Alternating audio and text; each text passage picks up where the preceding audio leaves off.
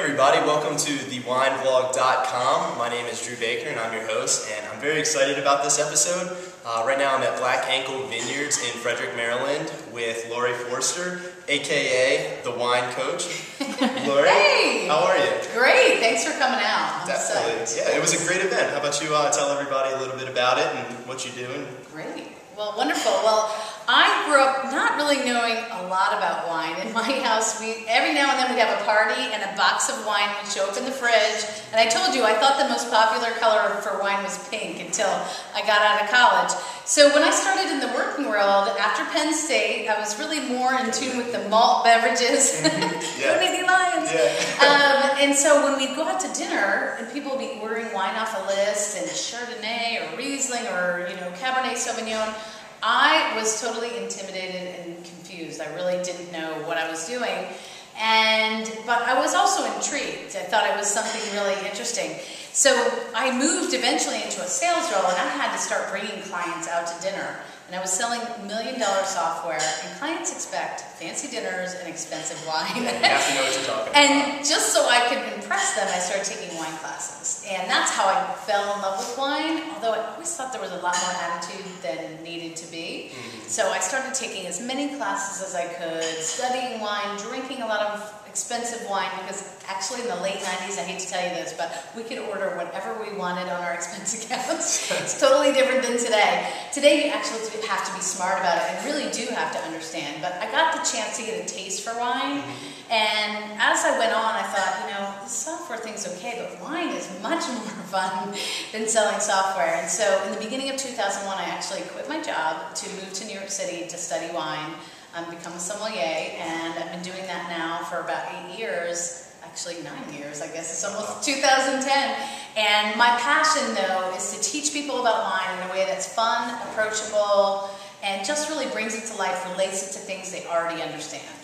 Well, it sounds like you've gone through the journey that I'm starting. So Great, that's awesome. And it sounds like this whole wine journey has landed you on Martha Stewart. How did that happen? Yes, I know. This Wednesday I'm going to be on Martha Stewart Radio. And, when I started, I just started doing wine dinners, wine classes like you were here today for the Perfect Pairings event. I love being live in front of people because then I can see the aha moment, the light bulbs, really help people make sure they have a good foundation in wine education. But I started, about 4 years ago doing local radio, and just kind of went to one of our local DJs and said, how come you're not doing a wine show? And it kind of snowballed from there, and I actually sent them a copy of one of the interviews that I did on my Baltimore station. I do a weekly show called Something to Wine About, because I always have something to wine about. And they really loved it, so they said, hey, why don't you come on this week and talk about holiday wine pairings? So that's what we're going to do this week and Wednesday in New York. That's great. So when it comes to pairing great wines with great food, what is one thing that everyone watching this video should know? Great. Some basics. Yeah, the basics that we talked a little bit about today are matching the weight of the food to the weight of the wine. So the lighter the food, you want to stick with lighter bodied wines. Those tend to be the white wines, but there are light bodied reds too. And as you move to heartier fare like steak, stews, you need bigger, full bodied wines that are going to really stand up to that. And, when I always picture things in my brain because I'm very visual. And I told you earlier that when you're thinking about body and wine, think about 3 glasses: skim milk, whole milk, and half and half. Think of how each of those 3 feel. Skim milk is light and refreshing. That's what a light-bodied wine feels like. Whole milk, you start to feel the heaviness, the fat coating your mouth, and that's what a medium body is like. And then with half and half, you feel that velvety texture. And that's like some of the big reds we've been enjoying here at Balck Ankle. You really feel that. And you try to match that. With the ladies, I say it's like matching your shoes to your outfit. If it's a light floral dress, you want strappy sandals. If it's a black business suit, you want something chunkier and bigger.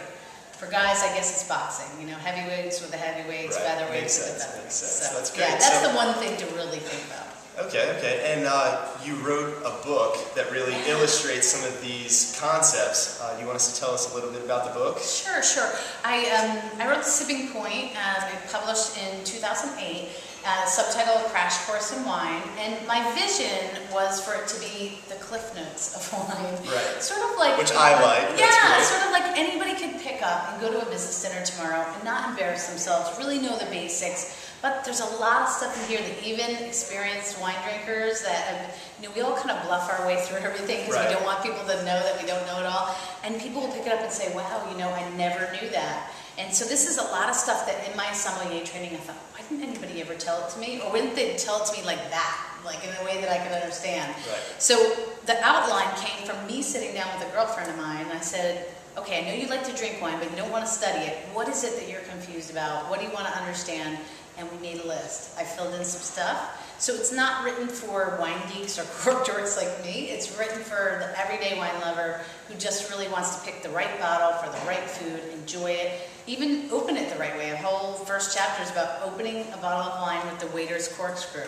The rabbit's easy, but sometimes, you're in a place and you just have the basic wine corkscrew. How do you properly, why do you cut the foil here and not, up here? And so all of that sort of information. So I want it to be fun. It's in plain English, also with a sense of humor, which that's great. That's important to me. Very important. And I actually picked up a copy today, so yeah. I look forward to reading that. Yeah. That sounds great. So that's all the questions I have for you today. Yes. I want to thank you very much for being my guest. Well, it was so an honor. much. It was an awesome honor. to be here. Definitely. Yeah. Well, great. Well, if folks want to find out more about me or the book or anything, they can go to thewinecoach.com. And what about your site? Thewinevlog.com. All right. Well, I'm going to If you're watching this video, that's where you are. I'm going there tonight. Thank Sounds you. great. Yes, thank you very much. And that's all we have. I hope you guys enjoyed the interview. Cheers. Cheers. Be safe, be smart, don't drink and drive, and I'll see you guys soon. Yes, of course.